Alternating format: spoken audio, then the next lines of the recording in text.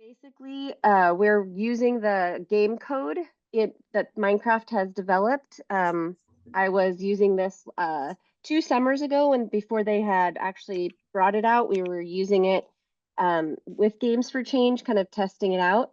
And I just thought it was a great way to share because that's a question I think kids ask a lot when they're in Minecraft, is if you're asking them to do certain things, not just with coding, but what else can they do, and then develop this game code curriculum, and it's free for you, so I'll make sure you have all the access to everything. Great. My name is Mary Elizabeth Pearson, and I'm the Director of Curriculum and Professional Development at Games for Change, but I have a long history and career of being an educator for the last 25 years, and everywhere from elementary, middle school, high school. Middle school is definitely my home. That's where my sense of humor lies. So those of you that teach middle school, we are kindred spirits. And then I moved myself up into like professional development for educators because I started to see my comfort with technology could help support others with technology in the classroom. And then my teaching experience also, it was more helpful to take those skills and help in my public school education space. And then ended up being a tech director at the in let's see, not the beginning of COVID, but the coming out of COVID for several years, and then decided that I just needed to take a breath and take the professional development side of working with adults that I really cared about, that resonated with working with adults through to students was really important to me. And so this job with Games for Change came up while I had taken a maternity leave actually for Minecraft, and was working with the Minecraft education team, helping develop their curriculum. I started with them about 8 years ago as a side hustle. I had taken the Minecraft education training, and it was like, this does not speak to me. I don't understand this, because I wasn't necessarily a gamer, but I like games, I like STEM. I'm definitely more engineering minded, and I liked it, but I didn't understand the way it was being taught. And so I entered into kind of a contract with them and helped start creating material that would really speak to the educator, because you're not teaching kids, you're teaching the educators how to do this, and we are very different. Especially those people who are not particularly tech savvy, or feel like they have the ability to do this. It's giving them the confidence. And so that's kind of how and then I brought that experience into Games for Change. And when they were talking about doing these professional developments for this student challenge, I was like, let me do these two. I did one just with coding, and then this one is a little bit more of a step up. I wouldn't recommend that this is something that people start off with if they don't have the experience with Minecraft, but you definitely, if you've been dabbling in it and your kids have been dabbling in it, we know the kids have higher skill. It's definitely something that you can use with them right away. You wouldn't necessarily have to wait. It just has a higher level of coding inside of it. About that. All right, so for this specific, if you haven't done an online training with Minecraft, it's really helpful to split your screen or use two devices. So I'm on a Mac. If you're on a Mac, you just split your screen. If you're on a Windows machine, it's Windows left or right to kind of split your screen, so you can see my screen and you can see Minecraft at the same time. That way you're not losing anything as I'm explaining it. Or if you have two devices, have the device that you're on speaking to me be the device you're looking at for the PowerPoint, and then the other device is your Minecraft experience. These are just some helpful tips. So I put on here like how to split your screen if you aren't sure. The Windows screen right or left. The Mac is Control Command F. Or you just move up to the top and make your screen small and drag it so that you can see both. And that's kind of what you're looking at on the little screen here. Is the left side is the Teams, the right side is the actual Minecraft. It does make it smaller, just be aware of that. if you have participated on Zoom, most of you are in here. I'm assuming that you've taken other things.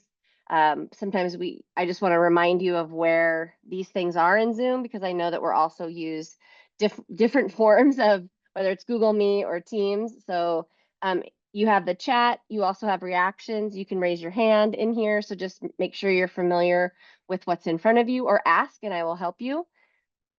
You already know those best practices. All right, this first one is, I just wanted to make sure you had the G4C Student Challenge website. So I don't know if I can copy it from there, but have you all been onto the website and have seen the different theme partners? The theme partners have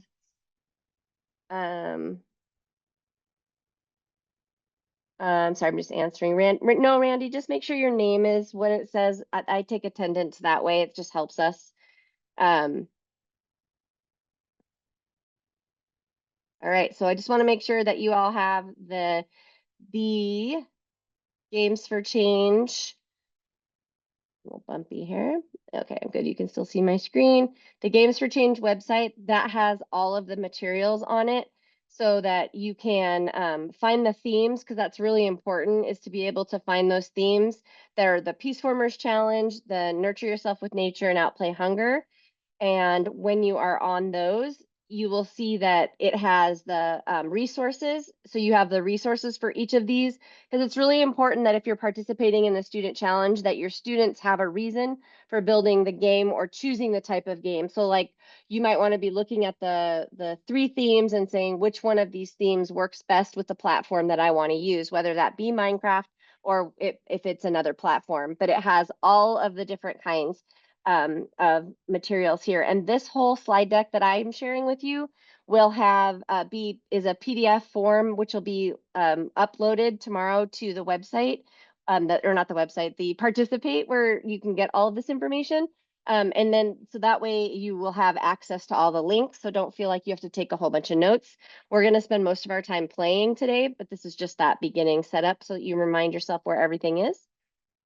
And then you have the Minecraft education website. I'd love for you to be able to go to that.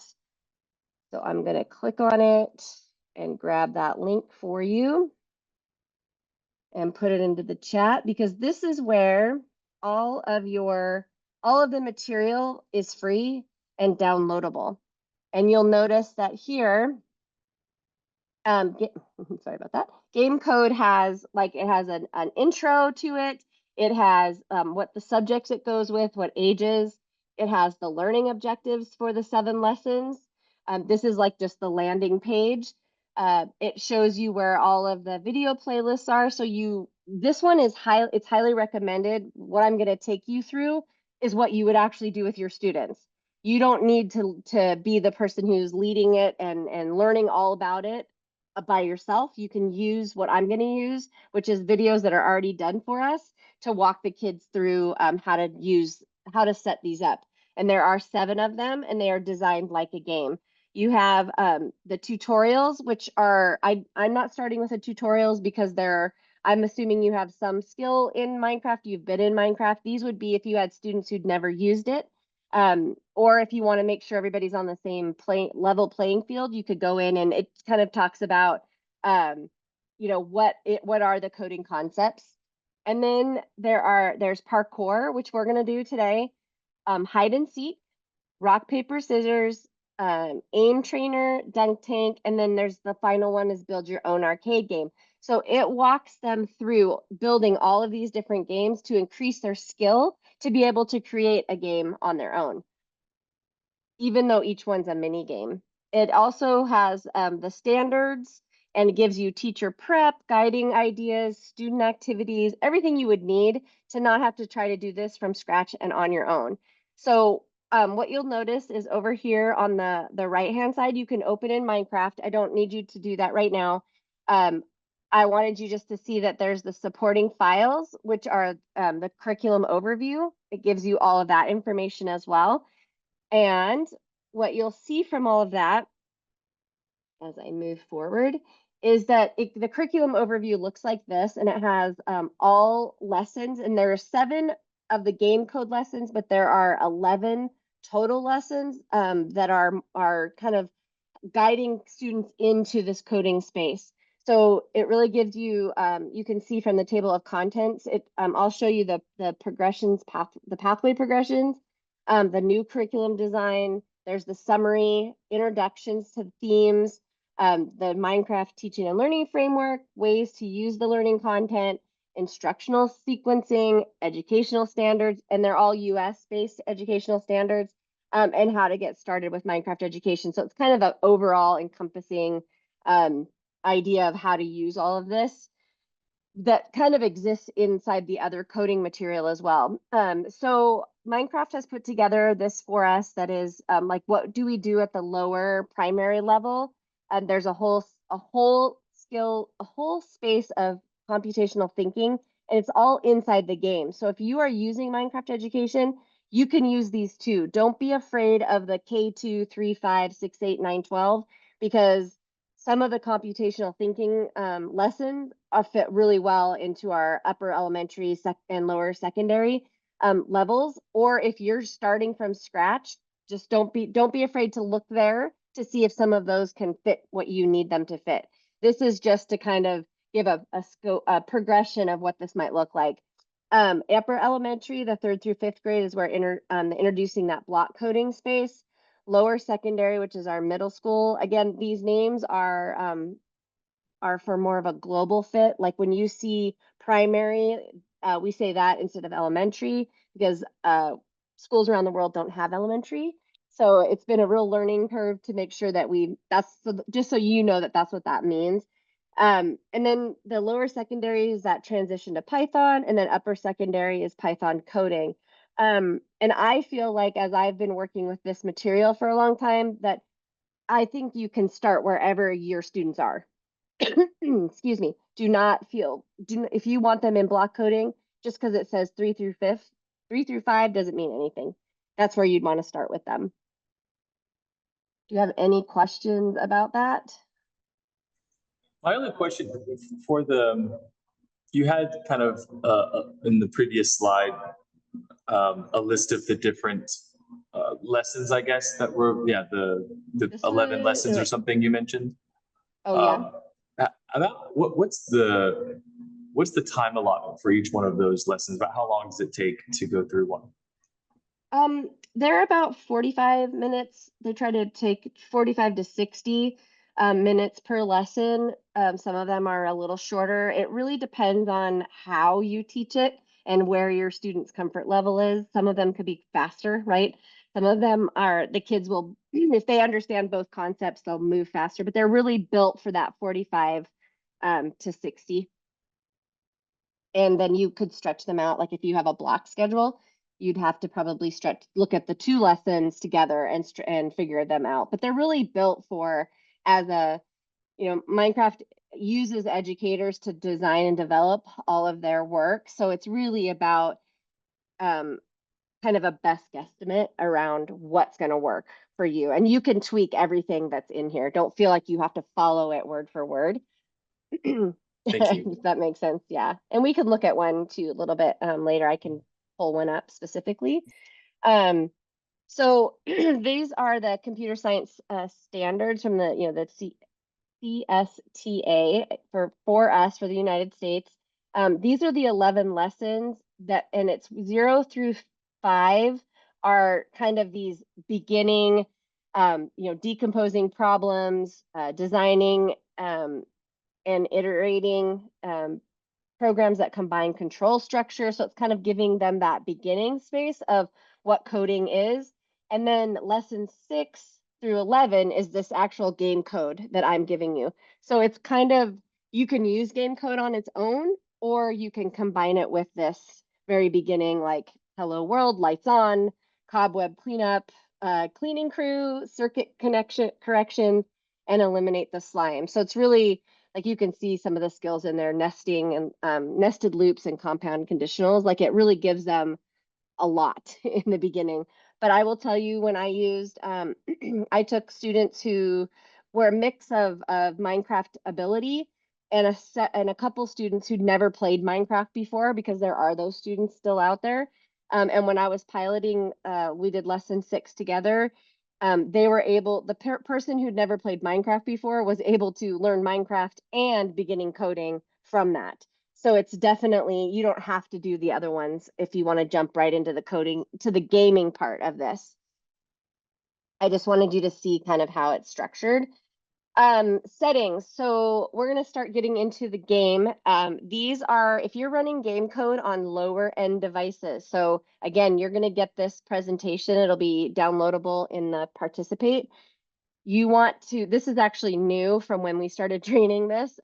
You want to turn some of these things off.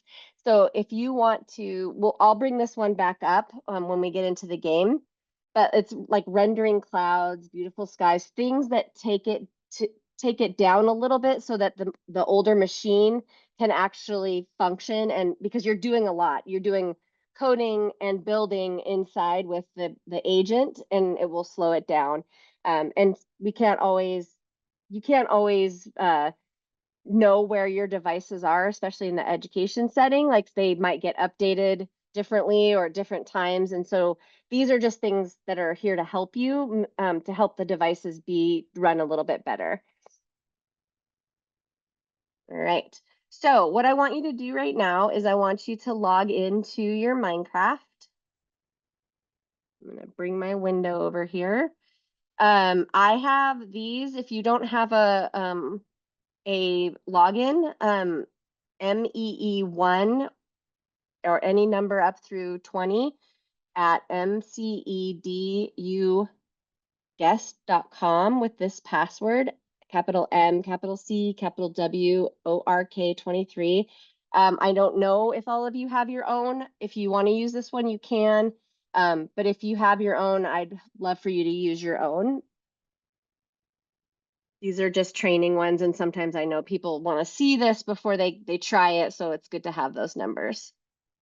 So go ahead and log in, and you should be sitting at this window that you should see on the right-hand side. I'm going to make this window a little smaller. Okay.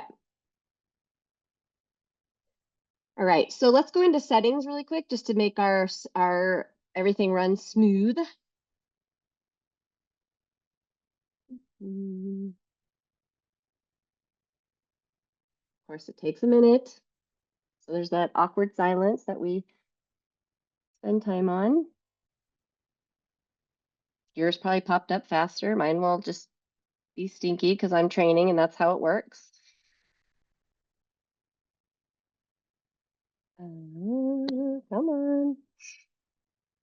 And I want to just go back to this one. So if you're in on settings, if you can see my second screen, go into settings and into video, turn these things off while I go over here and fight my Minecraft. Come on.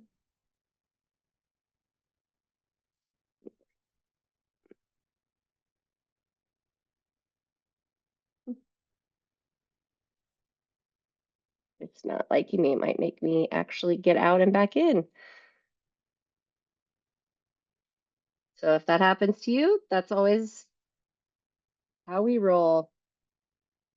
I have to get back in. So I put those settings on there. The other setting that you can work with is, while you're in settings, is if you go to audio, you can turn down the sound unless you like all the sounds. Perfect for when you're doing this by yourself.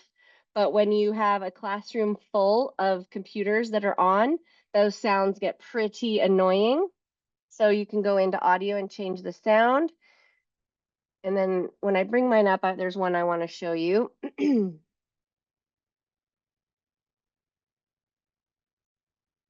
now that I'm back in. So you were in video. Audio is where I was talking about, like you can see the sound is up, but I turn the music off. I like to hear the feet crunching, but I just don't like the music all the time. And then in video, if you are, so there's the brightness. I notice sometimes on school machines, the brightness is really low.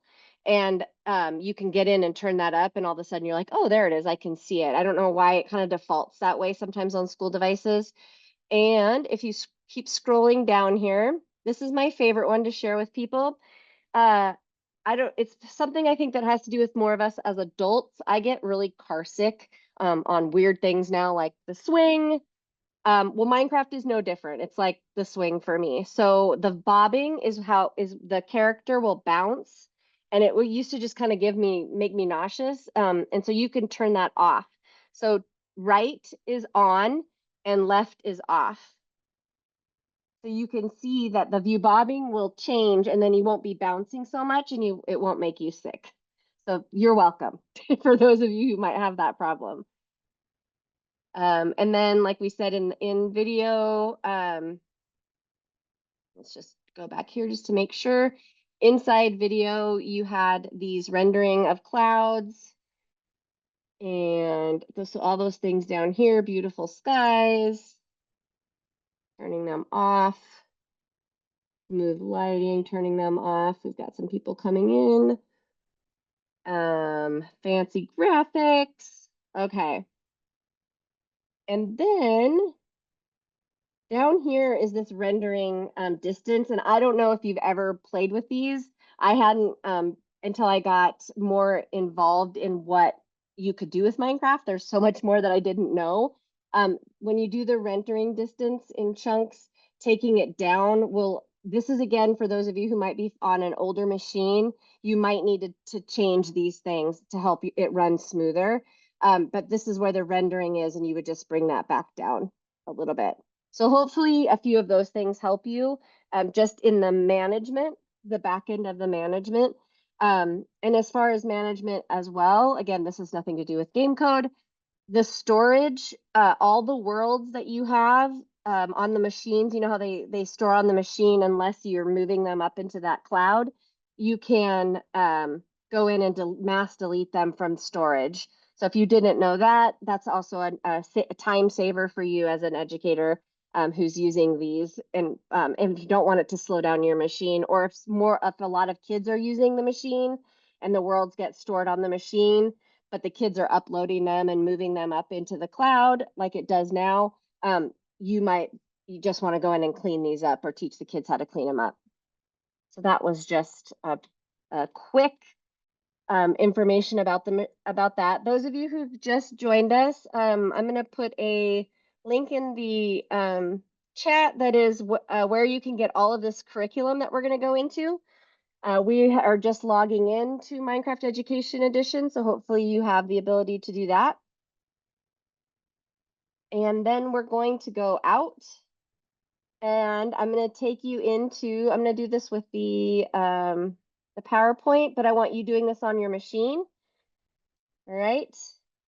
So here you are. We're going to do lesson 6 at parkour. That's what we're going to be creating. We're going to be creating what's inside that red box.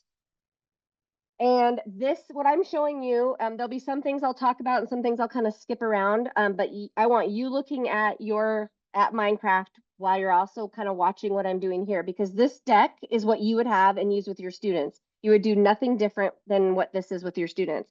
So you can see the deck is really well laid out. Activity 1. Here's what we're going to learn in this activity. We're going to talk about parkour. We're going to talk about the goal of parkour, and you're going to manage this game creation by working in a small, more manageable steps. So we're going to create a space, but we're going to break it up into activities. Okay. So again, it gives you this information that's like, today you're going to start working on a new mini game called parkour. Before we begin this activity, we want to make sure you have some understanding of certain things. So you will be able to say, okay, what are some of the things that go along with parkour, right? So it's built here for you. And when you click your mouse, what is parkour? You're gonna have the kids be talking about that. What is the goal of parkour? And then how could we play parkour in Minecraft? So you're giving them the opportunity to be thinking through, oh, what does that look like in Minecraft? But because I want to make sure that you have enough time to play in Minecraft, just know that these things exist for you as the educator that would be delivering this on the other side. So we are going to watch a video, and I didn't have anyone on with me to make sure you can hear this, so I'm going to play it really quick and pause it, And you let me know if you can hear. It's not a sound yet. Not yet. Coming. Stretch those legs. Can It's you hear time for that? some. Yes. Okay. So what I love about how they developed this is that I don't have to go through each one of these things with you and talk to you about them. What I can do is play this video, just like you're going to be able to do with your students, because you don't have to know everything in the whole world. Eric, this is Eric Leitner. He's a Minecraft person and also works with I forget which company it'll come to me. And he was an educator, and then he built this for all of us to be able to use. So he's going to explain it to us. Parkour. If you're not familiar with parkour, let's take a look at some footage that demonstrates the gameplay. A simple parkour challenge includes jumps that the player must complete to reach the goal. It can be made more difficult by increasing the distance of jumps, making the landing area smaller, Who's playing the using video? Because special I actually can't hear blocks, anything. or adding obstacles. In this Everyone project, else can we though? will learn how to code I our think own so. parkour game in Huh. Minecraft. The goal of the parkour Let challenge me is to check my get from settings. the starting point. Hold on just a sec. Can everybody else hear it? Randy, Catherine, okay. I just turned my volume all the way up, so is it playing right now? Okay. No, I've just stopped it for a minute so you could hear it.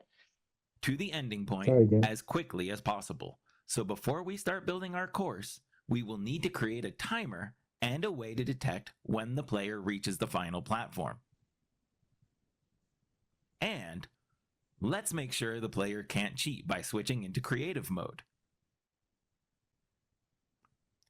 There are several steps involved in building our finished parkour project. But like any big challenge, we'll break it down into smaller steps first. To build this game, we'll apply concepts from previous lessons, such as loops and conditions, and learn a few more coding blocks corresponding to certain player and agent actions in Minecraft. Blocks we will use in this project include the say block, agent teleport to player block, give block, execute block, and change game mode block. On your mark, get set, because we're about to code. So what that's what we did there. So what oops, we don't want to play it again. So then what it'll do is pull you back out and say, based on the video, what are the 3 important things that we have to consider? We're going to start with you have to make a timer, a way to detect that the player has reached the final platform, and we have to avoid creative mode. And how do you think we can achieve these things? So again, you're like, if you had done lessons 1 through, was it 1 through 6? That was where it's saying now, okay, now that you've done all of those things, now we're going to take all of that learning and we're going to actually create this.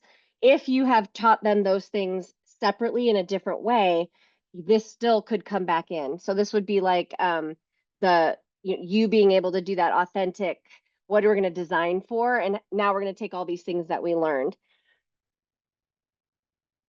And then it's, so again, this first part is just getting us started. Like if you were communicating with someone who had never played parkour, how could you personalize a parkour game? How do you create a new project in MakeCode? And why is naming the project important? So it's really helping you kind of give them, like, not have to start all these reflection questions on your own, but being able to say, okay, we want you to here's all of the material that we're going to be talking about. Now let's reflect on what that's going to be. And that's without even getting into the game yet, right? So then, because I think if you've played Minecraft with students, the minute that you let them go, they are gone, right? You want to make sure they have everything that they need. And then your job is to just walk around and answer questions because they've completely ignored what you told them before, right? Like you lose them completely. And it's not a bad thing. It's just definitely, just know that that's part of what this does. They're so excited to build. So this one just talks about what you did last time in the previous video. We saw a complete explanation of what we're going to do with parkour. And then what we're going to do in this activity, we're going to build a starting platform and an ending platform, and we're going to create a new MakeCode project. So in this activity, you're going to build out the starting platforms and the ending platforms in your parkour game. So this game exists inside of the Minecraft world, okay? I also put a link here for us. I will grab and put that in, but I really want you to find it from the game in game. So hopefully you guys have your Minecraft open. And again, I have the deck has all the explanations, so don't take notes. You can get the deck in, but I want to do this with you step by step. You're going to go into play. You're going to go into the lesson library.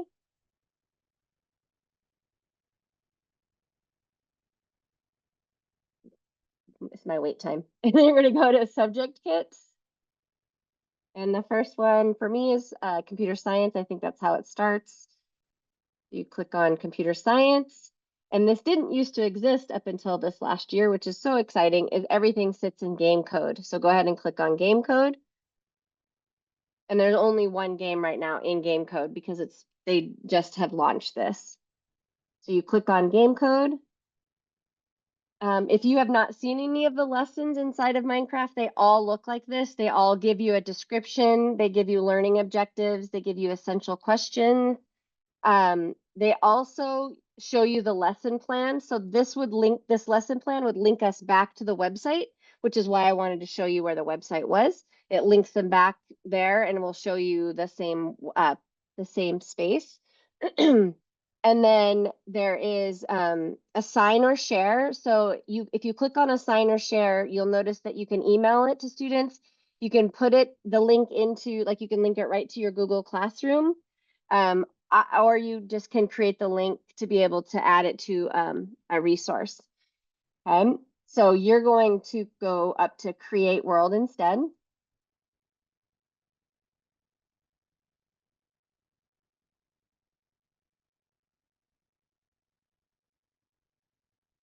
Okay. And you can just give me a little reaction to if once you're into this space. Would you mind sharing your screen real quick, just so I can make sure I'm in the right spot? Oh, is it not sharing? Can you guys not see my screen? I only see your face. Again, I might just rejoin with Zoom. It's kind of being a little weird right now. Okay. This is weird. I'm gonna rejoin. I'll be right back. Okay. All right, get back in there. Okay, jump to skip the out scene. So you press the space bar and you should be inside of here. And we can speak to Captain McKenna. So go ahead and walk up to her. So glad you're here. My name is McKenna, captain of our ship, the Hopper. Our group, the GameCode crew, is always looking for new members to help us solve problems using our computer science know-how. Welcome aboard. He is. Bring him back in. Gonna click next. The members of GameCode crew come from all over the world. You can meet the team, or you can say I've already met them. We're gonna say we've already met them for time's sake. Glad you had a chance to meet the team, but it goes around a circle and talks about different people, which is great for kids. Next. If you see this icon, it means that the team member has important information to help you on your code mission, okay? That's the block. Alert, alert, alert. Next, that's the alarm. The alarm, according to our sensors, the GameCode crew is being summoned to save a dying arcade. Oh, the dying arcades of the 80s. This challenge is going to need the help of a gamer to fix these old machines and create new games that their friends would love to play. We're so glad you're the one that came to help. So you'll notice that we have the slide deck that walks us through it as well as the actual game. Okay, so what I'm wanting you to do is be able to see how it looks inside of the actual game, because you could put your kids in here first, but you're gonna follow her. So you're gonna walk and follow McKenna.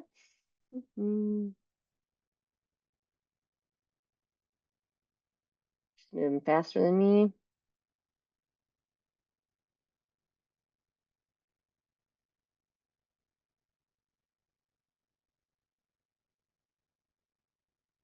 And she says, oh, she's not saying anything, I guess. Step in there with her. I think I'm supposed to step on the other one. Sorry. I don't know why she's not talking. There she goes. Next to me is your teleporter pad. Sorry. Stand in the middle and it will teleport you inside the arcade. I'll meet you on the other side. Yes, I have done this several times. So there you go. That's what you'll see from me. Okay. Oops, it put me inside. So we have to walk, you have to walk up to her again because you're teleported here. Notice it's this dark room. It's dark in here. Don't be scared. Our ship must have used the stealth mode to avoid the motion sensors. Let's try jumping to activate the lights. Okay, so if jumping is your space bar, that worked. Wow, this place is amazing. Okay. You can't do this work alone, so you've been assigned the agent to assist you. You're in charge and the agent will do whatever you tell it to do. Let's introduce you to your agent. So you can kind of see what's happening here. If you've used Minecraft Make Code before, it's actually kind of introducing the students in a different way rather than just saying, get into this world and press C, right? So they're going to greet the agent. If they have never done the agent before, you can show them a tutorial video. So they can actually plug into this and do this part by themselves. Get to know your agent by saying hello. There's the tutorial, press C on your keyboard or press the agent icon at the top of your touchscreen, depending on what kind of device you have. Okay. So then it gives them instructions. Okay. So it says press C or the icon to open Code Builder, read the tutorial, press play button, and talk to Captain McKenna. Okay, so go ahead and do that. And if on your screen, if it doesn't look like mine, where I have the forward, back, left, I have the legend on the left-hand side, the key, that is H. If you press H on and off, it brings up the key. If you're newer to it, like don't be shy that they built that for us as adults. The kids seem to like the touch screen better. I use a mouse. I don't like building with the touch screen. Doesn't feel as comfortable for me, but it might for your students. So we press C. And now you'll notice that the code builder pops up on the left-hand side. So then it's going to give us like a tutorial. So go ahead and follow what it says.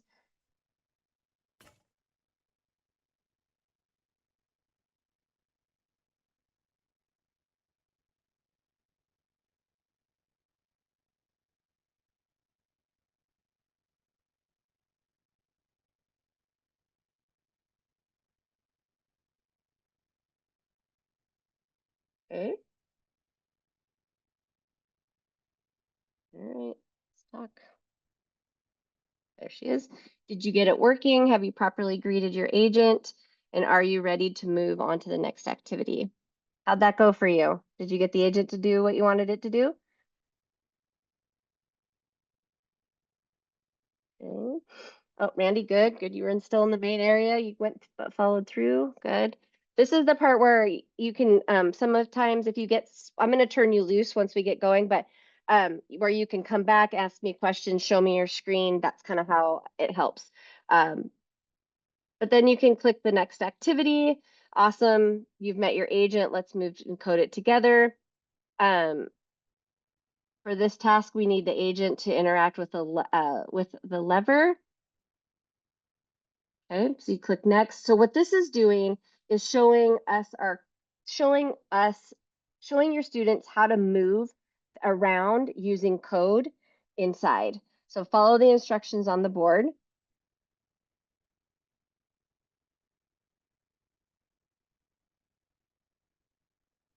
And then there should be um,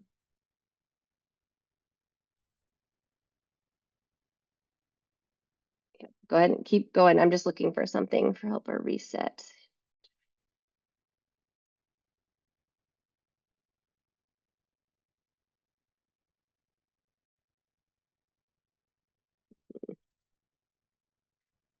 Okay.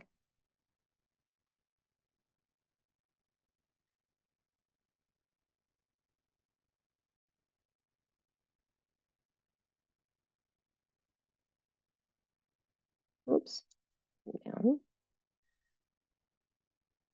So what you're going to be doing is, as you walk through these next ones for on your own, you're going to be moving. See my agents down there at the bottom. I'm going to be coding my agent to move and flip on the lever, and then you're going to go to the next one, and the next one after that. There's 1, 2, 3, 4. But we might be able to go back into the parkour here as soon as we do this. Okay. Let's see.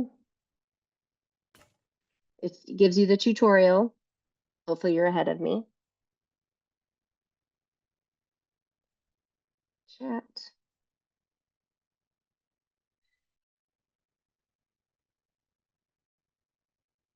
It gives them, so you remember you have to do the T. So as you're learning, if you haven't done coding before here, I'll show you this. On chat command, event block runs, moving forward, then press T or tap the chat icon to open Minecraft chat window and type move. So when we go here, you have to go tap T,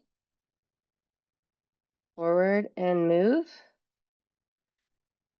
And that will allow to move. Uh-oh, unknown. What did I do? What did I forget? Open chat. Read the tutorial, press the play button, open chat, and type move. I did. I thought it was just typing move in up the front slash move. Oh, is that what I did? Yeah, look at that. Thank you. So now it's going to ask you to break the dirt. Thanks for that.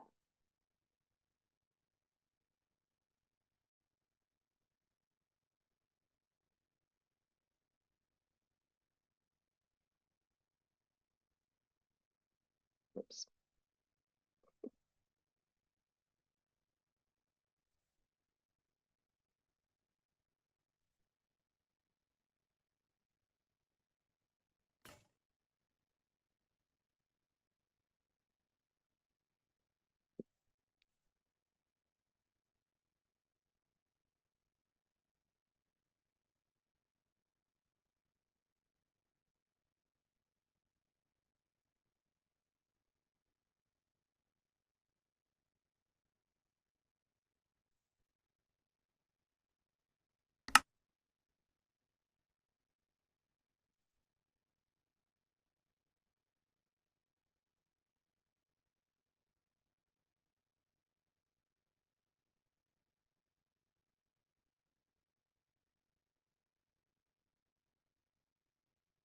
And notice that with each of these, the tutorial gives the students the video that goes with it.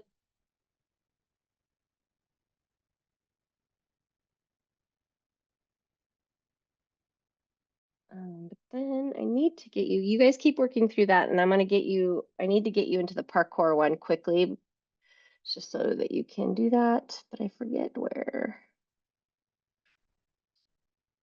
You should be. Nope. Should be able to get.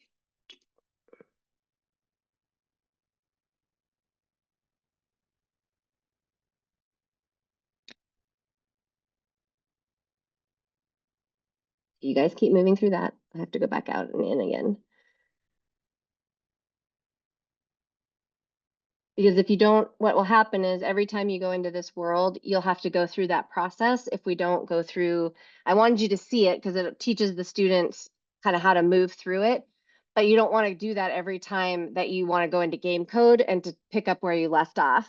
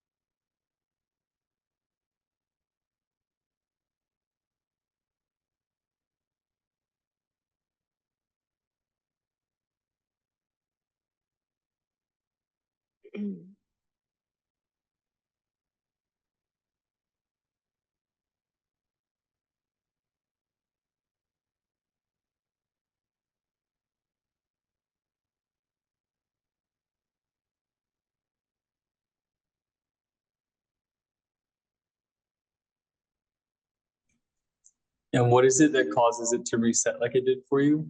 How do you avoid that? Wait, just like what I did right now? Yeah, like you were reset. I went out. I saved an exit. It exited out and opened a new instance. Okay. So because what I want to show you is I think when we're in here, to speak to her first. So when we're inside of here, talking to her when because you have to go back in this way, which I find a little bit annoying. But we have to, let's see, let's try jumping. I jumped. All right, that worked. Next, you should be able to, we don't want to greet the agent. Next. There is behind us is should be able to go into the room, into the parkour.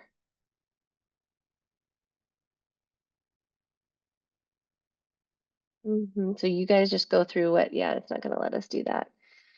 There should be the button here then. It must make us go through all of this again. Like I said, there's a shortcut after you get in.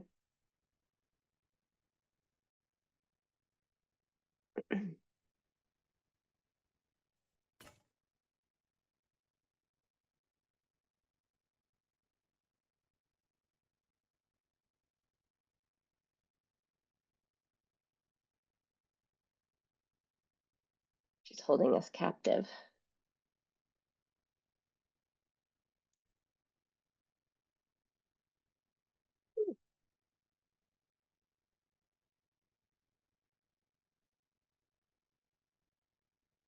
But if you get through the other part that you're working on, you should let us back into that parkour part. That's what I'm having you guys continue on. Where are you at in that one? Are we still working through the?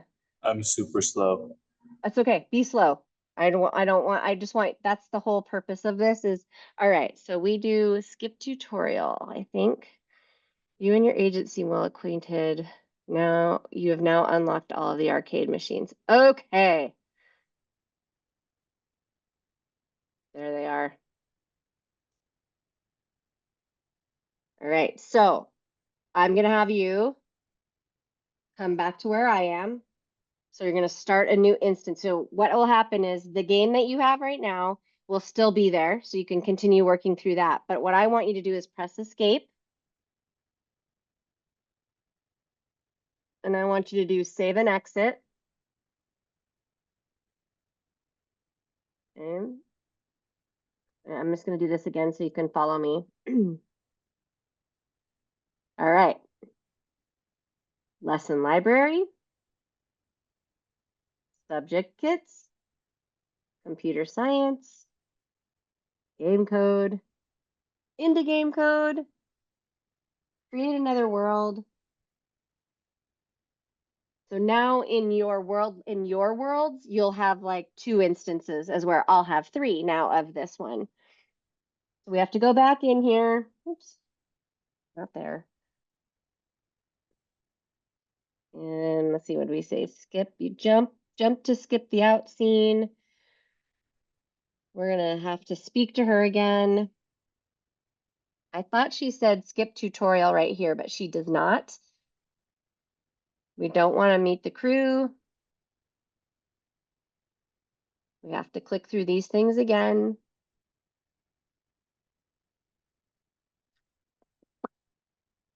Okay.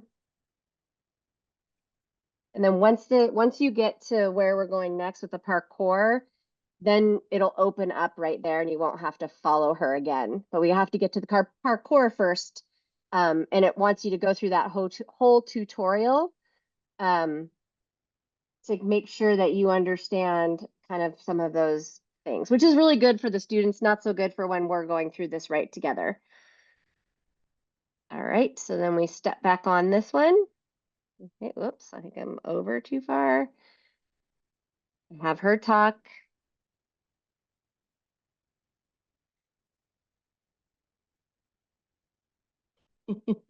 I know, Randy, it's a big, it can do that, especially on the machine. If your machine freezes, do what I did where I had to click out of it and come back into it. We are in no hurry. You can, once you have this kind of beginning part, you're going to be able to go through this very easily on your own. So don't feel like you have to know all of it in the time that we're together. So I'm going to walk into this space, and this is where we have to get to the part where she says, can I skip the tutorial? Because the tutorial, you do it once, but you don't need to do it every single time. I guess I have to get a little closer to her, talk.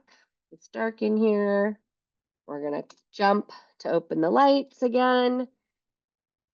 Okay. Greet your agent.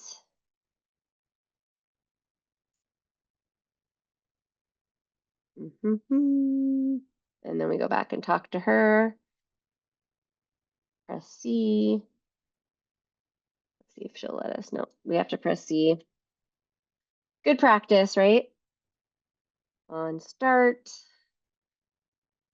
Say hello, agent.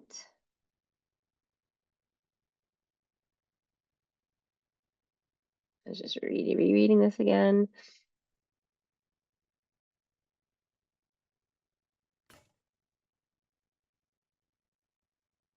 There, I said hello. Now, here is where we went into next activity. I want you to go into skip tutorial. Okay, you're acquainted. We're going to close. And then what you'll see is all behind you. Did you see these things pop in?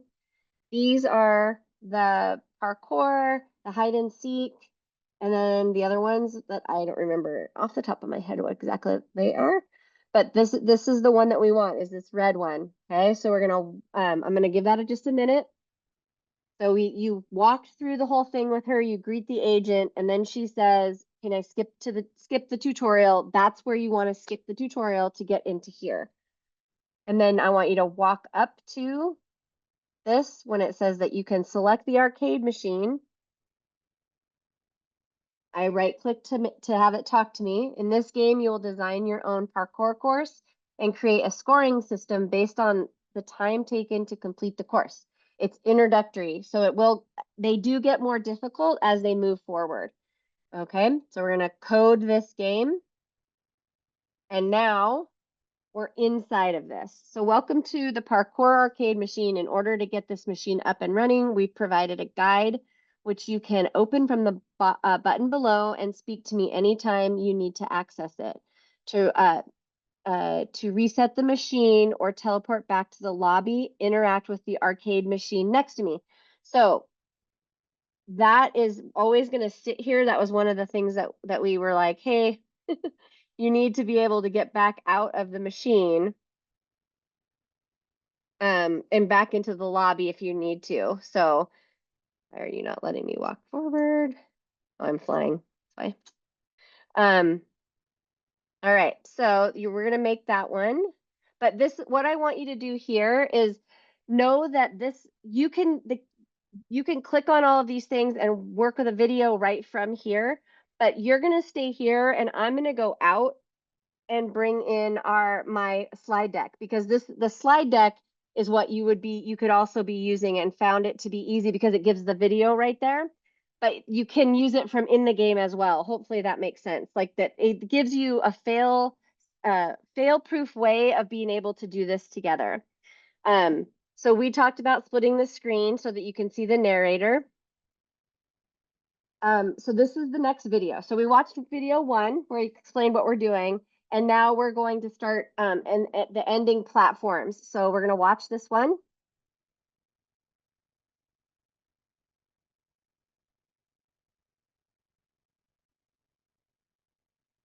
While we might be eager to design and build our parkour course before we code, doing so would make programming and testing our game mechanics a little too complicated. Building before we code means having to successfully navigate our parkour course every single time we want to test our program.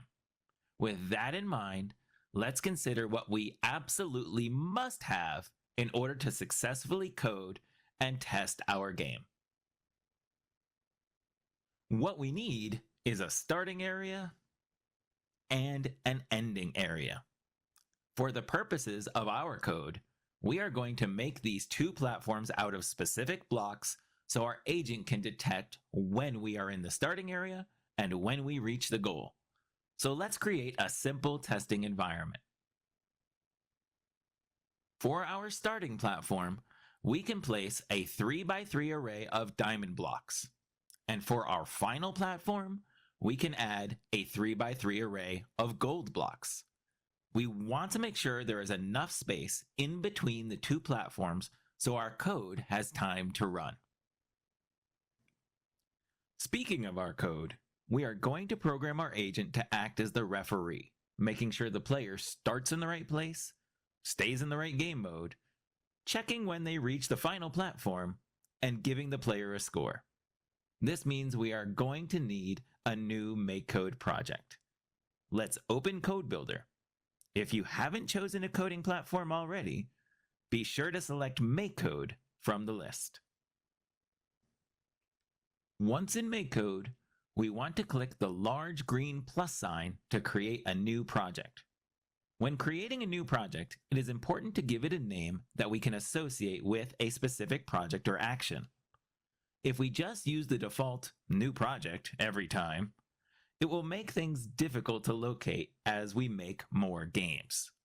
Let's name this project Parkour, since that aligns with what we are creating. Now that we have set the stage for testing and have created a new MakeCode project, we can start to break down what we need our program to do in order to achieve our goals. In our next video, we will begin our code as we consider the step-by-step processes required to make our game a success. Okay. I missed how to do the make code again. Yeah, I'm was gonna do trying it with you. Oh, I'm gonna okay. totally do it with you. I just, yeah, you can. I want you follow along and do it as you go, but I'm also gonna do it with you because this is that beginning part that's a little bit harder. All right, so let's see. Get out of this one. Yeah, I love how they. All right, so these are the things that we're gonna do in this one. We're gonna so all of the rest of these, like the hide and seek, they follow the same cadence. They have a video, they have what you're going to do, they show you what you're going to do, and then they walk you through what you're going to do. And so you could have your students could be plugged in, watching this on their own, doing this. You could be doing what I'm doing, where it's kind of like I'm going to show you, then we're going to do it together. Either of those ways is however you're whatever you feel like your students are going to benefit from more, right? We all have those kids that are like, just let me do it, right?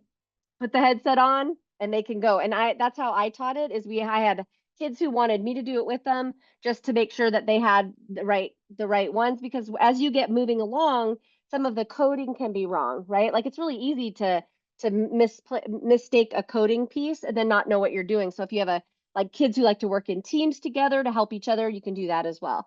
So basically what we're going to do next is build the starting platform. We're going to build an ending platform, and then we're going to do the MakeCode project. So let me go to the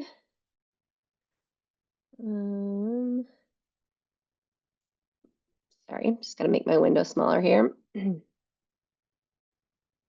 you are.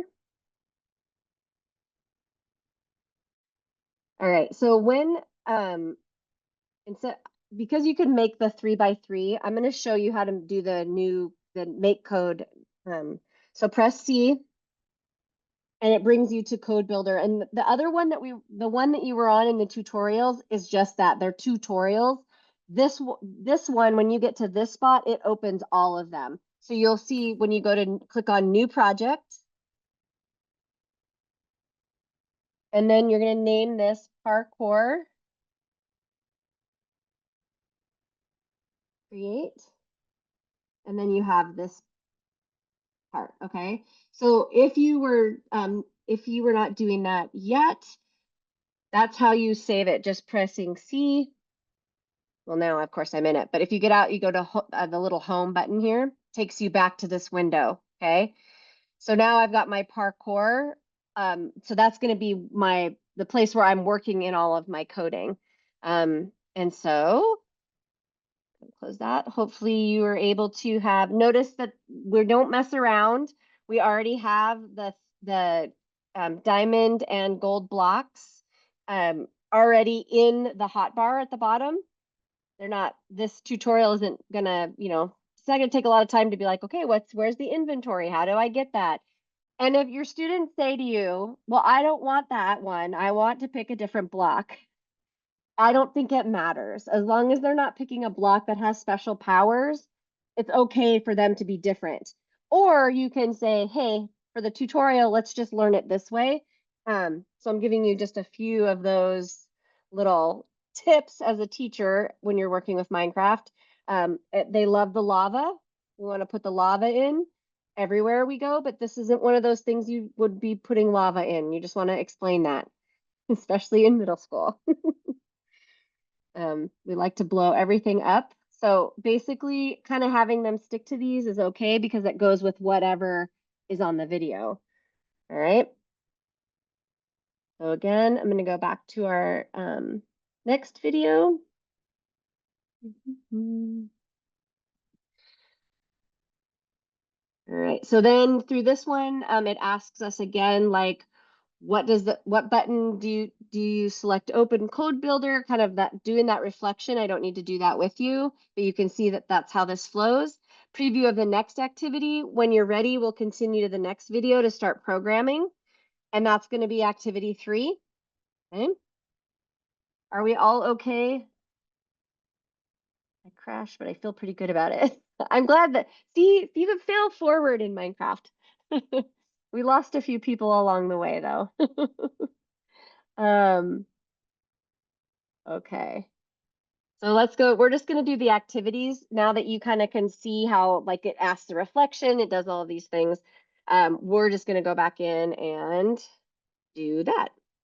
So you guys can follow along with now that you've got that saved with what he's doing. In this activity, we're going to do the basic programming. Here he goes.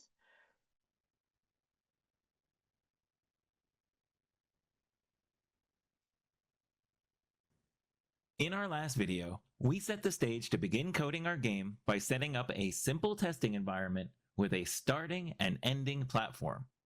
We also created a new MakeCode project. Let's open our MakeCode project and start our code by considering the basic conditions we want for the player when the game begins. These include starting the game, prompting the player to begin, setting the player's game mode, and clearing any items they may have in their inventory. First, we need a command to let the game know we want to begin. We can use the onChat command block that is already in our code. Since this command will trigger the playing of the game, let's use the word play. We can click into the top of the block and type play. Now that we have a chat command to begin the game, let's tell the player it's time to start. Since the agent is going to be acting as a sort of referee, we can use the say block from the player folder. Let's click on the blue player folder and drag the say block into our onChat command block. We want to tell the player to begin racing to the final platform.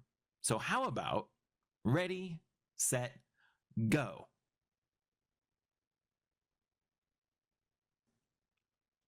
We do not want the player to be in creative mode when the game begins. If they could fly, parkour would not be much of a challenge. To find the code block that changes the player's game mode, we can use the change game mode block. This time, let's use the search bar and see what blocks show up as a result of searching for game mode.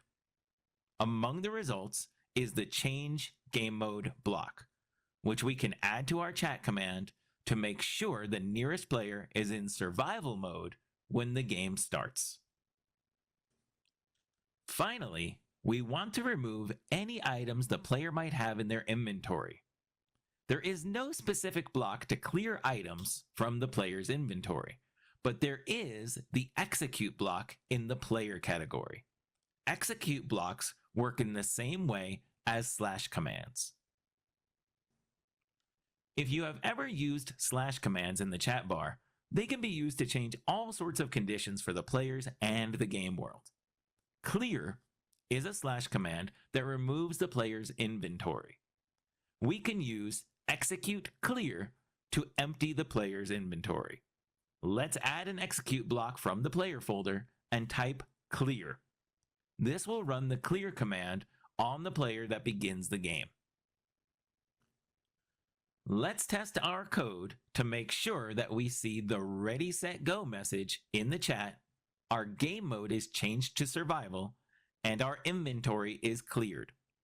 Let's press the play button in our make code window, add a few items to our inventory, and then press T to open the chat bar. We can type play and hit enter to run our code. If we want to test our code again, we can pause our game and switch our game mode back to creative. In this video, we began our code and set some basic conditions for the player at the start of the game. In our next video, we'll implement a way to keep score and maintain certain conditions throughout the running of the parkour course. Okay, you get that? All right, so I'm going to move to the next one. We're just going to go through the videos so you can get to the end part and see what it looks like as you're moving along.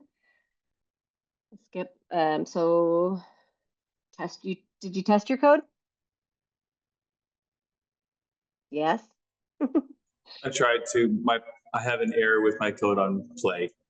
Okay, so here is the on the screen, my screen, that is the coding solution.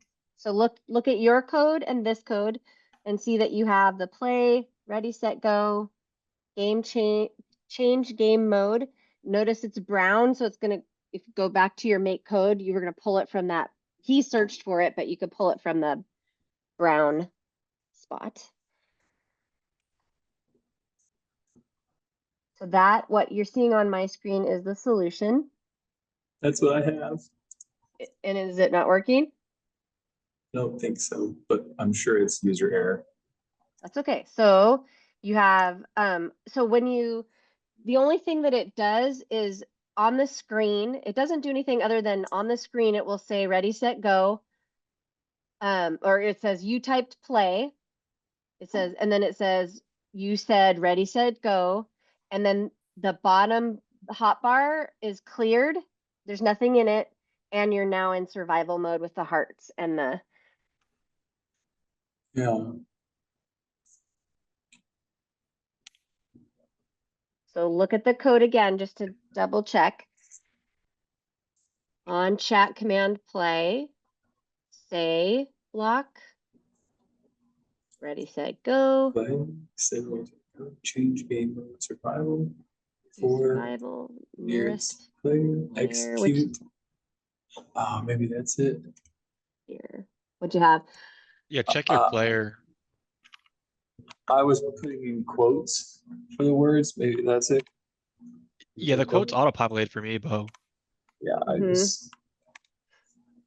No, it's okay, because this is, so that's the other part that you got you to know, and I know Randy knows as well. It's like, that's the conversation, right? That's what, that's the learning that's happening in the That was classroom, it. right? That was it, the quotes? I was adding quotes and then.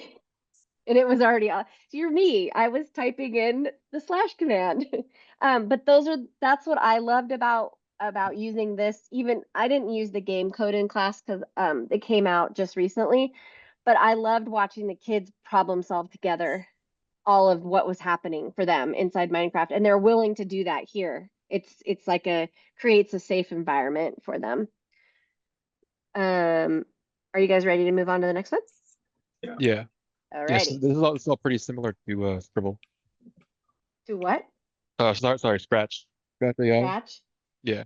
Yeah, the scratches.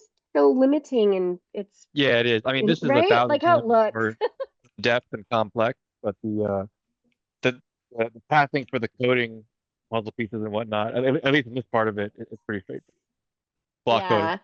Yeah. Yeah, I mean, it's the same. It's just giving that, like, I think the question started to become, as people were using this in the classroom, is like, how do I create a game? Like these, and this is what this specific, like if you taught them, if coding wasn't really like you're teaching them coding, but what you're doing is really wanting to teach them gameplay, going through this process where they have the timer, because what we're doing is setting up our scoreboard, right? Like our playing board, so that when we do Minecraft and we use it, it functions like a game. Yeah. No, And exactly. so I agree. right. Okay, so we're gonna be using repeat and while loop in this next one. Okay, ready? Here we go.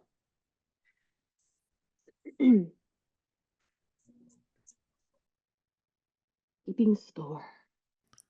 In our last video, we established the basic starting conditions for the parkour player, including changing their game mode and clearing their inventory. We also cued the player to begin the race. Now that the race is underway, we need a way to keep score while the player is in between the start and the end of the course. In order to repeat the process of scoring while the player is running the course, we are going to need a loop. So far, we have learned about repeat loops and while loops. Which of these loops would be the right fit for our parkour game? A repeat loop would not be a good fit here, because with a repeat loop, we need to specify how many times the loop should run. The loop we need is going to keep running until the player reaches the platform at the end. But we don't know how many times that will be, because that depends on how good the player is at parkour and how difficult the parkour course is. So in this case, we need to use a while loop. A while loop will run over and over until the player reaches the final platform. Since the agent will be acting as referee, we want the agent to follow the player and always be near their location. We can look in the agent category to see if there's anything that will move the agent to the player. Conveniently, the very first block is agent teleport to player. So let's drag that inside our loop. Second, we need the agent to help keep score. Since a score is usually a number, we need something we can easily count to determine the outcome of the game. One easy way we can do this is to give the player an item in their inventory for each fraction of time they are running the course. The more items they have at the end, the longer it took them to make it to the final platform. Searching for give will lead us to the give block in the mobs category. The default recipient of the item is the nearest player, so we don't need to change the drop-down menu. We should consider that we don't want the player placing blocks and using them as platforms to help them get through the parkour course. A torch works just fine for this, since the player can't actually walk or jump on it. If you're not sure where to find the torch in the list of items, use the search bar to quickly find it. We now have a loop that will keep the agent near the player and give the player torches for as long as they run the course. In our next video, we will create the condition for the while loop so our code knows when the game has ended and when to stop keeping time by giving items to the player.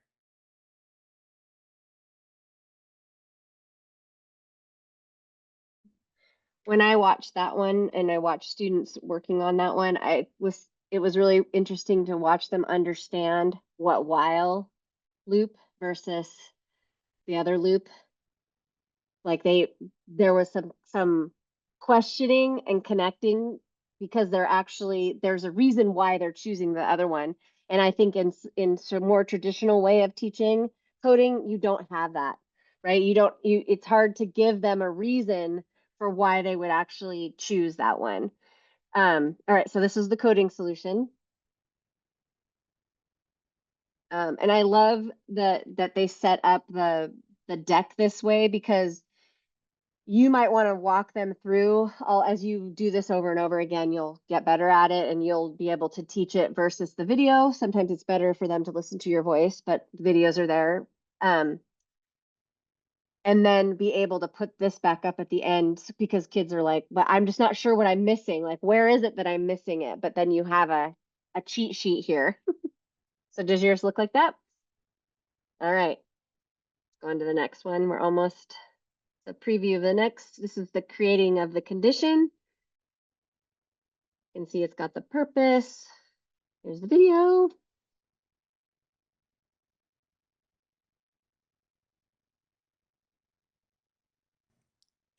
In our last video, we used a while loop to create a way to keep a score for the player as they were running through the course. But our while loop still needs a condition so that this process only runs while the player is making their way to the final platform. When they reach the final platform, we want the timer to stop. Let's consider a way to detect that the player has reached the end of the course. The platform at the end is made out of blocks of gold. What coding blocks can we use to determine whether the player, or more precisely, the agent following the player, has reached the gold blocks at the end? The agent inspect block tells us what type of block is adjacent to the agent in a specific direction. So we can use agent inspect down to detect when the agent is standing on a gold block. Let's go into the agent folder and grab the agent inspect block. Inside the loop, the agent keeps teleporting to the player. So agent inspect down is a pretty close approximation of what the player is standing on at any given moment. We want to keep teleporting the agent and adding torches to the player's inventory as long as the blocks below them are not gold. To do this, let's go into the logic folder and find the block that shows an equal sign with a slash through it. This means does not equal. We can place this in the top of our while loop, then place our agent inspect down inside the first part of that condition. We want the agent to keep detecting down until it finds a gold block. So let's go into the blocks folder and find the block value. Place it inside the second part of the condition and set it to gold block. This part of our code can now be read as, while the agent does not find gold blocks down, and we'll keep doing the action in the loop until the agent finds a gold block, which means the player has completed the course. When the player and agent are finally standing on a block of gold at the end, the loop terminates. The agent stops following the player, and the timer stops increasing. We can say something in the chat after the loop ends to let the player know the game is over. We can use the say block again from the player folder. You made it might be a good prompt to let the player know they've reached the end. Let's test our code to make sure that everything is working correctly. The agent should follow the player, and the player should keep getting torches until the player reaches the gold platform. Be sure the agent is inspecting downwards, otherwise it won't be able to determine when it is standing on a block of gold.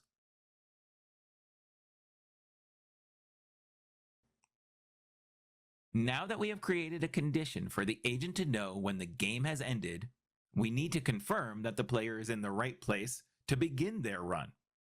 In our next video, we'll utilize some of the same skills to make sure the player begins on the starting platform.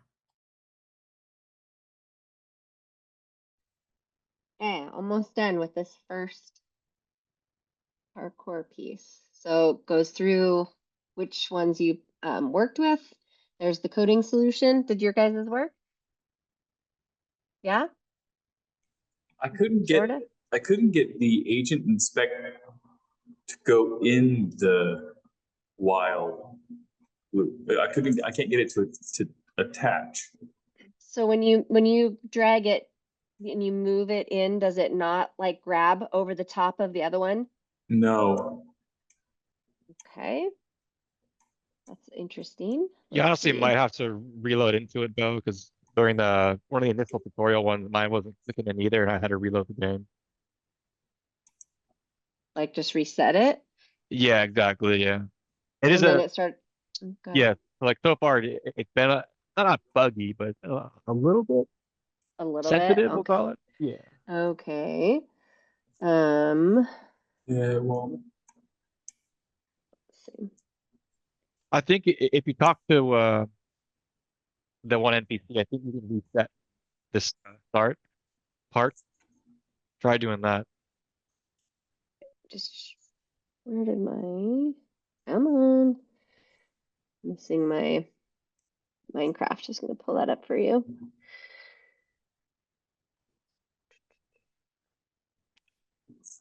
Come on. Oh, and now mine's frozen. Awesome. Everything's buggy tonight. Blame it on the yep. Okay. Maybe try to refresh that or like go out of your make code and then click the make code again, the parkour, and see because it should drag right over the top of where what was in there in the first place. So yeah. like let's go back to the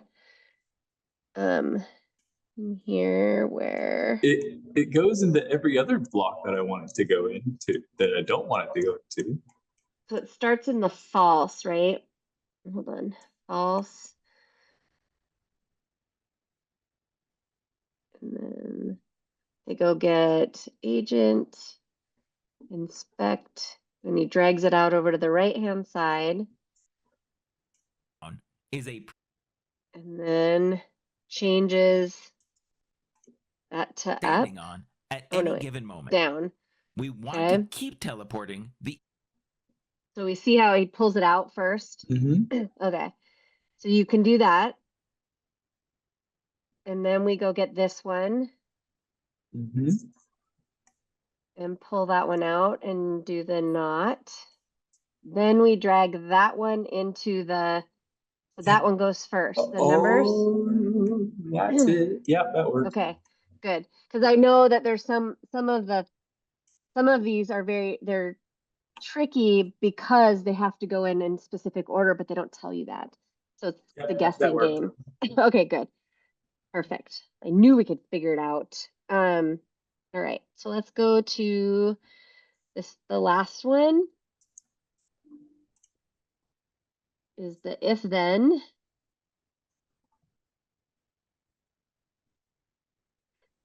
Starting condition. In our last video, we coded the condition that will allow our agent to detect when the player has reached the end platform and stop the timer.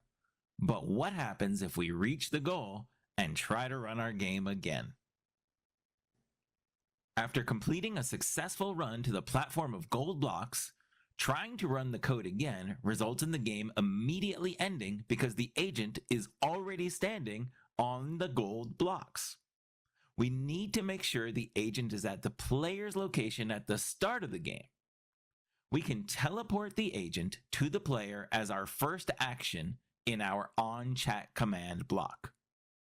Let's find the agent teleport block in the agent folder and place it at the beginning of our code inside the on-chat command. This idea of where the agent is standing at the start of the game brings up a potential cheating opportunity based on where the player is standing when they start the game. If the player navigates through the parkour course and only then starts the game very close to the platform at the end, the player can finish with an inaccurate time. Using only ideas we've learned in previous lessons, how can we ensure that the player cannot cheat in this manner? We need to make sure that the player can only start the game if they are standing on the diamond blocks at the starting platform. After teleporting the agent to the player at the start, we need to make sure the agent is standing on a block of diamond. We can create a conditional statement using the if block. So the game will only begin if the player is on the starting platform. Let's get an if block from the logic folder and place all of our code after the agent teleport inside.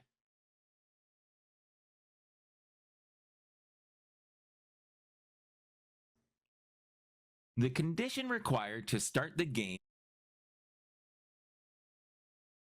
Were you able to grab it like that?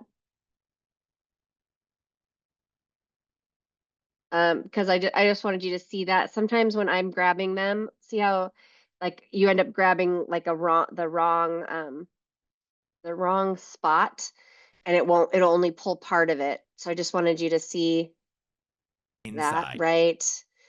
Hold on, right when he grabs the stay and brings the whole thing up. Because I know that sometimes it breaks it up and then you're like dragging them all in. So hopefully that worked for you. Just wanted to point that out. The condition required to start the game is if the agent inspects down is equal to diamond block, then we run all the code to play the game. Rather than finding all of the blocks we need again, we can right-click on the comparison block in our original while loop and click Duplicate. This will make a copy of that block and everything in it. Let's place this inside the top of our if block. Change the does not equal to equals, and change our gold block to diamond. Now this code will only run if the agent is standing on diamond blocks. Do you see that duplicate, which is your best friend in some of these longer ones? Duplicate this one, drag it up. It says the same thing. Make sure it's equal, that it only, like it's opposite of the bottom one, changing it to the diamond. Let's test our code to make sure the game does not start unless the player is standing on the diamond starting platform. Let's stand off to the side of the starting platform and start the game by entering the play chat command. The game should not start. Once we've verified that to be the case, let's test that the game does start when the player is standing on the diamond platform. I'll stand on the starting platform and enter the play chat command. And there, it looks like the game has started. As a reminder, we can stop our code at any time by opening Code Builder. In this video, we created code that will prevent the player from running the game from anywhere other than the starting platform. There is one more way the player might be able to cheat based on our current code. In our next video, we will address this issue and make some changes to solve the problem. Okay. Is the solution, you guys okay for the solution? Double check. Yeah, mine played even when I wasn't on it, so clearly I've done something wrong. All right, so it has to be inspect block down. And then did you change this little one, the equals, from not equals to equals? No, I couldn't see it. That's probably it. Because then that means that it will only start on that, as where the other one, it has to finish on that one. I think that's what I know I'm looking like, because it's not equals. Give that a try. That works. Yoo-hoo! No, see, look at that detail. Like, so as you're looking at this with your educator lens and the coding and like where you're at in your program of where you're going to be coding, like you can see there's probably a need to be doing some of those earlier, right? Like what's that this isn't necessarily, you could go in and teach this way, right? We could see what happens. You could say for, upper middle school, for your middle school kids, it's like, let's just see if they understand what's happening here by like, I wouldn't have known about the while loop or that, like bringing in some of those. I wouldn't have known that. So where do you teach that? And is it that you put them through like this so that they get the familiarity, or do you teach it to them first in the other, like there's other lessons that are outside of game code before you bring them into the game code, right? Like, is this the culminating project of learning how to use coding for game design in Minecraft? Kind of, it would be, I don't think there's an either or. I think some people would definitely say, oh, you have to teach them all of these specifics. But I sometimes, with the generation of students that we have now, where they kind of want to figure things out on their own, right? They kind of like, they could do this. We have all of these videos. They could do this. Will they understand each of these pieces more because they've done this, or do they need to have a familiarity with them before? Like, just that, throwing that question out there.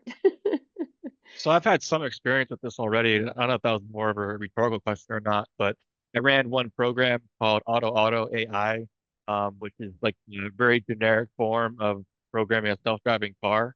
So you can do it remotely or in person or like a hybrid type format. But basically, one of my ways of teaching our one student how to do this was just through basic Python coding and combination of both, right? So we went over what the actual words meant. So like what's an if statement, what's a while loop, what are Booleans, etc. Hmm. And having the definitions down was really beneficial. So as we got into it, we was able to actually apply those concepts to the more hands-on part of the application, which the block coding in this takes the place of actually doing it via Python. So I think a hybrid approach is ideal. At least that's what I found. Yeah, yeah. And I don't know if you can tell in this, again, I need to bring up make code for you since my Minecraft crashed, but inside of that, make code, you can see how, like, you should be able to look at your piece and see how you can change it to Python. Can you see that? Where it takes the block coding and it changes it to JavaScript and it changes it to Python. Yeah. So right, so that's another way to be able to be like teaching them to read those languages inside of Minecraft in a again safe environment, I think of it that way. But yeah, you're right. I think there's a combination. I don't think it hurts to try either way, if depending on the kind of students that you have. Like if you've got students that can plug and go, right? Then like this just allows you the opportunity to really individualize what you're doing with them anyway.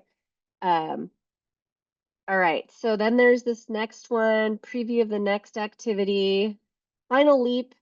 Here we go. Here's our final step. No cheating. Cheating is the big thing here. With our code the way it currently is, we set the player's game mode to survival once at the start of the game. After the game starts, the player can pause the game and enter the settings menu to change their game mode back to creative to fly to the end platform. What can we do to ensure that the player can't return to creative mode? Instead of changing their game mode before the while loop, we can change their game mode in the while loop so that even if the player uses the pause menu to enter creative mode, our code is constantly setting them back to survival mode.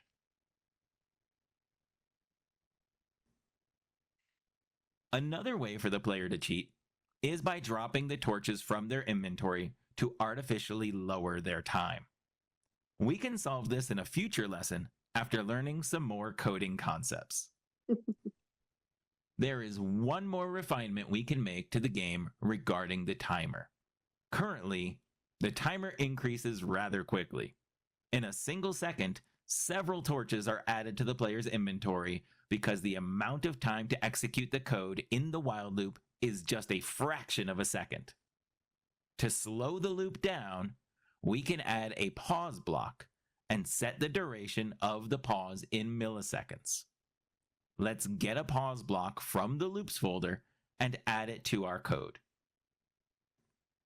The pause block behaves slightly differently depending on your device type, but a delay of 500 milliseconds should be close enough to make it so that the loop runs approximately once per second.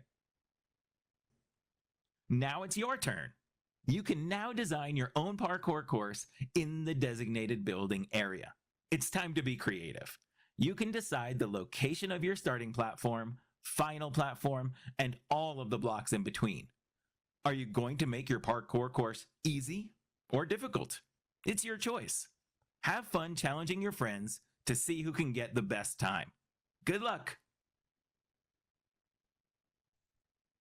So let's look at that solution, because that is because we moved, right? So you moved the ready, set, go, clear, then you have the while, then you had the agent teleport, and then the give was right under that one. And then we added the pause, 500. And then the other thing was still the same.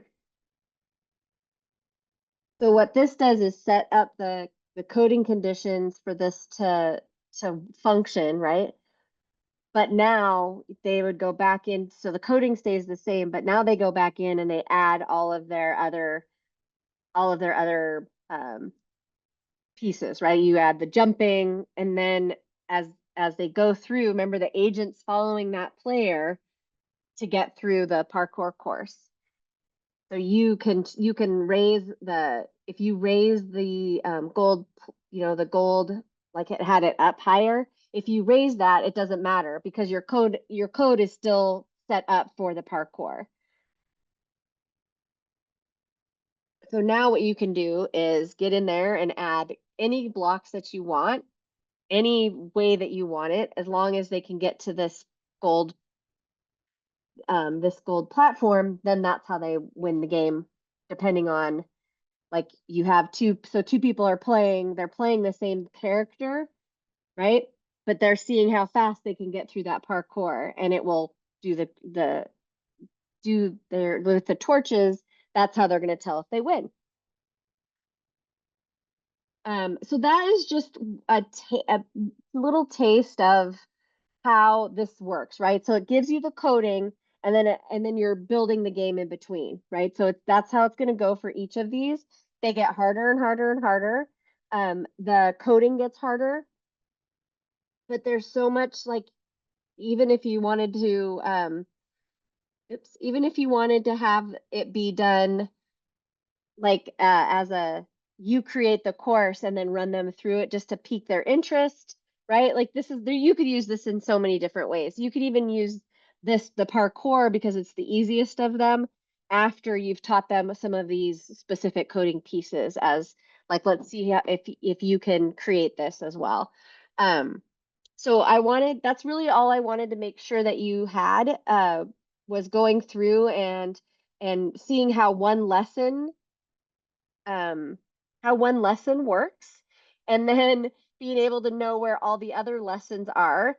I think you noticed that inside the game, like, you can get the videos and everything from inside the game. I don't always know if that's the best way. It depends on if you guys get in there, um, kind of play with it, go through them, and see if it works best for you to have it with the decks and with the learning plan, or is it okay to do it just with inside the game as an independent activity for students. I just think, like I said, it's really about how you see the kids responding to this and what support they need. We had kids that would run through it on their own. But when I would put the coding solution up on the board at the end of each piece, they were certainly looking at that as well. They had the deck as well, but it was like there's a lot of conversation in between the two groups, even if some students were moving faster than others. That is, do you have any questions for me? I did put the survey in the link. There's only a few of you here. I appreciate you coming and sharing your time with me. I love going through this one. It just reminds me of how in depth coding can be, and how good it is for our students, and I don't know, I just feel like this is the thing that they're asking us for, these opportunities to do work like this, to be growing, and all of those skills that we say are really important. I love Ardu and Bo, that you are producing an environment where kids are actually using those skills, and learning those skills in a way that's very different from the traditional classroom. But I love that we can take the traditional classroom also and create how do we blend these opportunities in there, because it can be done, and I think kids are asking for it. So any questions that you guys have for me, or comments? No, thank you so much for going through all of that. You know, I'm brand new to coding. I've coded stuff in the past, taught myself HTML and all that stuff, but teaching coding or being involved with kids in coding, I don't have any experience with that. But also I've played Minecraft one time. I don't know what I'm doing. So this is all really interesting for me to connect initiatives and goals that we have for our kids, but to be able to touch it, feel it, and get acquainted with it was really helpful. So I appreciate you going through all of that, because when we're thinking of how we're going to execute workshops and the ways that we're going to interact with kids, getting to touch and feel and understand things is super helpful ahead of time. So I appreciate you going through that. Yes, and I hope that you remember that you don't have to know all of the ways in which to teach the coding piece. I think that's what Minecraft, I know Minecraft Education was trying really hard to do, is say, why, like, in order to teach it like in a school, you have to have all these certifications, right? You're supposed to be like in high school, you have to have the certifications as a computer science teacher to be able to teach these. But what I'm learning, I think, Bo, you and I must have be the same age. I did not learn how to. I wouldn't. I went into coding classes. It did not speak to me, and I didn't. I learned from this book, right? And HTML was more fun because I could see the instant changes, right? Immediate. So then when this came around as an adult, I'm like, if I had this as a kid, I would have learned in a heartbeat. But as a teacher, what I'm hoping is that we don't want the teacher skills to get in the way. Like, you don't have to know all of this. You're going to learn it just through them. But here's all this material for you so that you can teach it and kind of like fake it till you make it, right? But you also are in an environment with the school that you're in, I'm assuming, where you can be like, I don't know. Don't ask the oldest person in the room. That's what I would do with Minecraft. Like, who knows how to plant corn? That's why I got Not Hardy. me. Yes, yes. But like, just being able to turn that over to the kids is really important as well. Like, you don't have to be the expert. And you have all of that material, use that material, tweak that material as you get better at it. It's just a starting place for you. And it gives you all of the tools you need to be able to teach it without having to have all the background schooling and education that we used to think we had to have. Awesome. Yeah. I'm not mute. I was just looking also just into how you mentioned it earlier, but I'm just catching up with the Python coding or the JavaScript as well, and you can manually edit that code also. So Hardy and I were talking earlier if there was ways that we could implement some of the AI programs that we use with existing code, and there might be some possibility to do that. So it's kind of neat. No, Yeah, there absolutely is too. yeah. Again, like another reason, sorry to cut you off there, Mary, that we use is uh, Code HS, great resource for Python, Java, CSS. Dabble a little bit into that, and they have a really great curriculum program too. Other students who really want to dive deeper into Python, Java, CSS. And when Make Code has, like, they have curriculum for that too. So if you look at Minecraft, has coding with Python in it, inside the game. So look at that entire computer science piece. You actually potentially could teach. So if you look at the subject guide, you can teach so many different kinds of subjects through Minecraft. It's kind of crazy.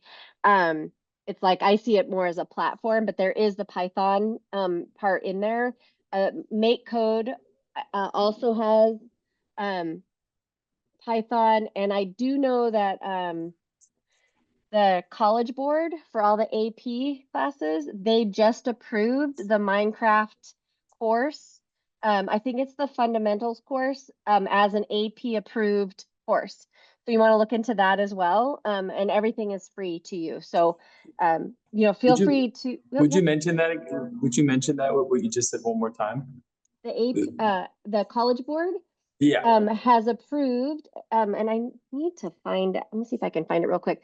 The College Board has approved the Minecraft curriculum that's for computer science, like the fundamentals. They've approved the course, the curriculum, as an AP standing course. So you could use that and kids could get credit. Great. And it's supposed to go, I'm trying to, I had it at one point, but let's see if I can find it really quickly. College Yeah, I'm just gonna Board. step in here first time. Yeah. I've been using the MakeCode Arcade CSP curriculum, Yeah. and I saw that they had just approved the Minecraft, and I think they're calling it. They must be using some of this GameCode curriculum because I think they're calling it GameCode for Okay, AP here, CSP. let's see. Here But it's been a while is, since I looked at it. all right, so I just put in the elective College Board Minecraft Classroom Users Guide. I didn't look too hard at it. I was just, and then let's see if it pulls the, it might be old. It looks older. Hold on. That was the 2021. I know since then, College Board acknowledges AP Minecraft. Clemson University. Okay, here's a blog from, yeah, I thought I had the actual link to, I have to find it. I have your I know it's emails so hard actually. it's hard to navigate the AP site. It's I not know. super friendly. It is not. But I'll give you this. I think the user guide, the one I gave you, is older. Don't use that one. This one is the just like a blog post that they did, and then I will look more. I do have all three of your emails from when you signed up. That I can actually email you it if I find it specifically because I've actually been. I just pasted the providers, and I think that's the Oh, one good. Oh, that good. has Okay, it. let me Yeah, see so it's that called one. Minecraft Education plus Microsoft MakeCode. Okay, so they're doing that together. Yeah. Ah, okay. Thank If you. I find, yeah, and I have connections to And indeed they're using the GameCode curricula, they or at are. least some Okay. adaptation of it, of what you just showed us. Yeah, I want to say that is the what brought them to this curriculum is actually what brought them to be able to do that because it had some of the fundamentals inside that it needed. Yeah. Because you still have to take the test, right? Right. So yeah, they've got to make Right, sure and the so test is they okay. got this is just for teaching the coding. I mean, and I don't know if the other two instructors here have taught AP computer science principles, but that's really like it's a small percentage actually of the curriculum. There's a lot of other because principles really is not just about teaching programming. So they're probably using this to teach the coding portion of that curricula. But there's a bunch of other stuff that's tangential to coding. Right. But I Awesome. think Thank you. and for you guys, that's a good thing to note just as you're growing your program.